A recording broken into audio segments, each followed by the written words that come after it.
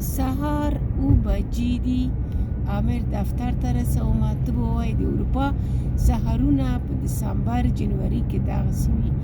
ته به وایې چې د شپې 3 بجې دي، تپه تیاره، او کله چې له دفتر هم راځي تپه تیاره وي، بس ورځ نه ویني.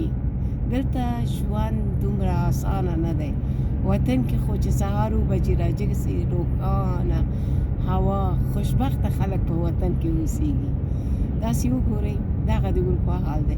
تاسې ځینې وخت په تصویرونو کې ګورئ چې ښایسته ښار دی، ښایسته عکسونه یې اخیستي، کالي یې اغوستي، تاسې وایئ چې ژوند ټول همداسې ښکلی دی. نه، دا هغه ژوند دی چې تاسو پرې باور وکړئ چې څومره له سختیو نه ډک، مسافري، یوازیتوب، او دغسې دسامبر، جنوري، بس دا 2 میاشتې خو مطلق په دا تپه تیاره کې دي.